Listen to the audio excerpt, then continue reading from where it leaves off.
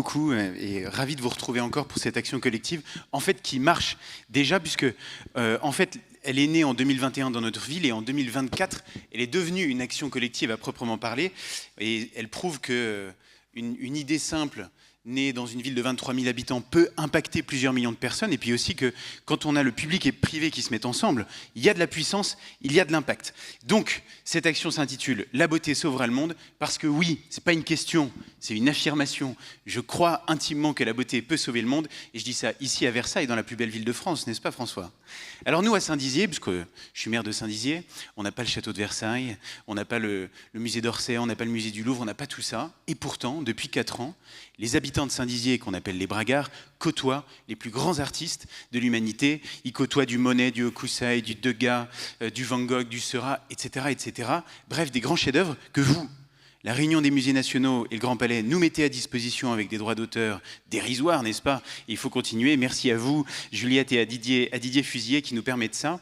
Et puis, c'est une idée qui nous est apparue en plein confinement, au moment de la grande dépression collective, où en fait on travaillait quand même beaucoup pour que les gens retournent consommer en centre-ville, mais on faisait rien pour que les gens retrouvent un peu de bonheur de vivre. Et donc l'idée était très simple, il s'agit encore de remplacer des panneaux publicitaires, du moins ceux qu'ils affichent, c'est-à-dire des pubs moches, pour y mettre des chefs-d'œuvre de l'humanité. Et on fait un truc cool, on prend quelque chose qui est fait pour vendre et qui est moche, pour montrer de la beauté absolument gratuite. J'ai nommé le panneau publicitaire. Et donc, quand vous êtes en ville, ça donne ça, c'est quand même magnifique. Vous êtes accueillis ici par un Yvette Guilbert et c'est splendide. Quand vous allez dans une zone commerciale, on remplace le SUV par un Fragonard. C'est quand même beaucoup plus sympathique d'entrer dans une ville comme ça. Et c'est comme une claque, mais une claque positive. Et c'est ça qu'il faut qu'on retienne. Et puis on a étendu la démarche aux vitrines de magasins, aux bâches de chantier, mais c'est Noélie qui nous en parlera magnifiquement. Voilà. Et on l'a fait avec beaucoup d'énergie, mais pourquoi? Parce qu'il faut avoir conscience que dans nos villes, dans toutes les villes de France, il y a des quartiers entiers où des millions de personnes ne rencontrent jamais la culture. Du matin au soir et du soir au matin, rien ne les transcende. Rien ne parle à leur esprit. Et le président d'Office public de l'habitat que je suis peut vous le dire, dans nos logements sociaux, et ce n'est pas Emmanuel Cos qui dirait le contraire, quelle pauvreté humaine il y a parfois. Donc il faut qu'on lutte contre ça. Et puis il faut qu'on se le dise, cette phrase, la beauté sauvera le monde. Mais c'est une prophétie, on en parlait tout à l'heure. Alors on va peut-être mourir sur le bûcher pour l'avoir dit. Et les prophéties, ça ne se garde pas dans un bouquin, ça se proclame. Et aujourd'hui, ces panneaux, mais c'est que de la réclame. Vous voyez, il faut qu'on proclame les choses qui sont profondes et qui sont tellement puissantes. Cette phrase-là, la beauté sauvera le monde. Alors on a multiplié les formats, mais on a aussi multiplié, voilà, Botticelli, la naissance de Vénus, je l'adore, mais on a aussi multiplié les villes. Et donc 32 villes ont participé à la démarche l'année dernière. Ça a été extraordinaire et on estime à peu près comme ça, doigt mouillé, à 1 million de personnes, le nombre de personnes qui ont été touchées par ces œuvres et qui ont pris comme voilà, cette claque-là. Et puis, ils ont été touchés par ça dehors, dans l'espace public. C'est pour ça que je voudrais avoir un tout petit mot pour ça, pour l'espace public.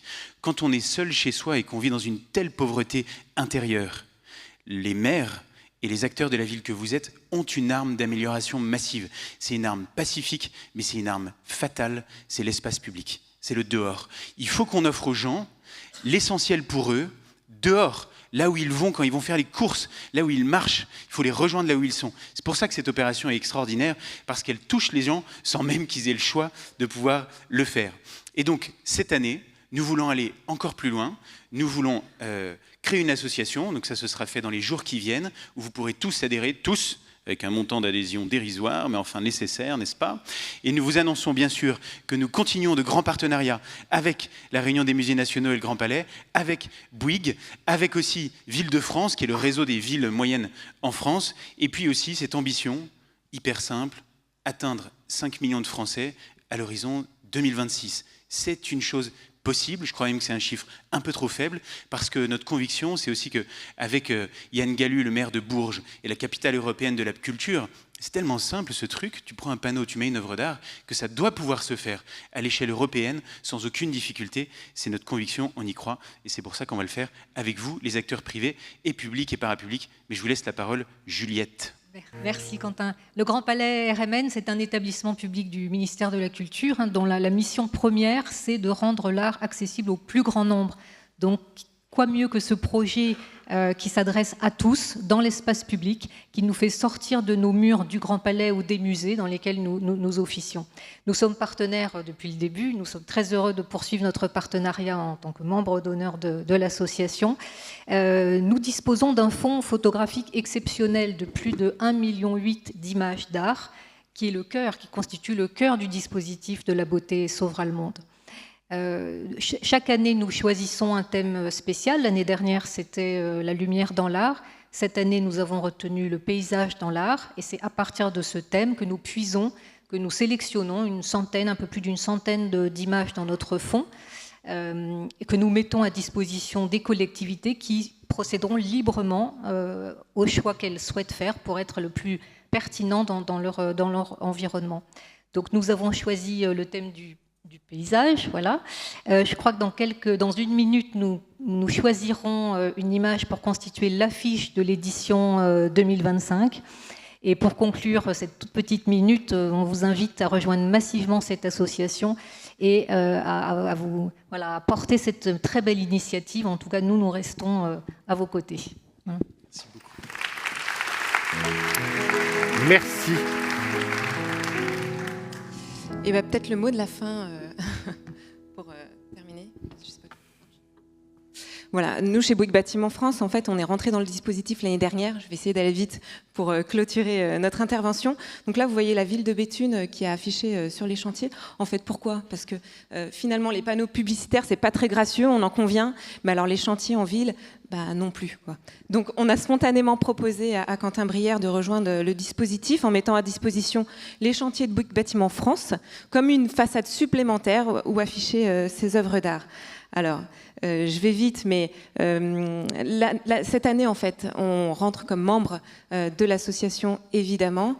Sur ce chantier-là, par exemple, on a fait de la médiation culturelle, donc c'est vraiment une opportunité aussi pour les riverains d'en apprendre plus et pour les chantiers, de passer d'un chantier à cacher à un chantier à contempler. Donc j'invite vraiment tous mes camarades promoteurs, entreprises, maîtres d'ouvrage à initier un mouvement général sur le sujet. Merci beaucoup. Merci à tous les trois. Attends, j'ai pas fini. On vote ? On vote. C'est un vote test pour voir s'ils savent se servir de l'appli. Exactement. Et pour voir Car comment imaginer qu'ils puissent construire des bâtiments s'ils ne savent pas se servir de l'appli ? Moi, je me méfierais. On va voir, oui, tu sais, c'est un challenge. On va être complètement renversé par l'IA. Vous voyez là, il y a 4 œuvres. Ce que vous avez vu avant, c'était la grande affiche. À chaque fois, il y a une affiche phare. Là, le thème, c'est le paysage. Il faut qu'on choisisse parmi les 140 œuvres que nous ont déjà proposées la RMN Grand Palais, une affiche. Bon, on en a présélectionné 4. Il faut que vous nous disiez laquelle on prendra cette année, c'est-à-dire celle qui sera en mode waouh, partout, dans toutes nos villes, parce qu'elle sera comme un manifeste, elle aussi. Quel paysage voulons-nous offrir à ces millions de Français qui les verront ? Il faut voter. C'est vachement plus facile qu'une élection municipale. Il a été pianiste à Qui veut gagner des millions. Incroyable. Votez, votez. On peut aussi le faire à l'applaudimètre et on verra si l'applaudimètre correspond aux data. Alors, le clocher de Saint-Tropez, qui veut ? Applaudissez et on verra si c'est ça que vous voulez. C'est mou. Marine bleue. C'est dingue. On sent que les vacances approchent, hein, c'est ça qui... Oui. Les RTT, les périssoirs,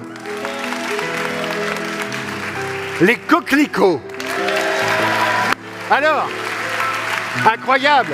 On va voir si l'esprit humain est plus fort que la machine et permet de dépasser les machines à sonder les cœurs et les reins.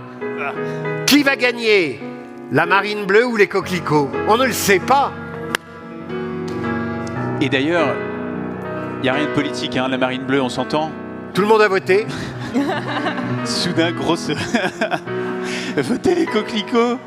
Rouge. Mince. Ok, c'est tout ça. La droite et la gauche sont pas morts. Quentin, il vous appartient de ne pas laisser le suspense s'installer davantage et de nous révéler le gagnant.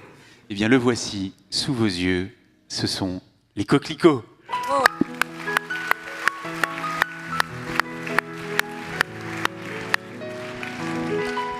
On sent qu'on a des écolos dans la salle, mais ils ont peur de la montée des eaux, alors ils sont à la campagne.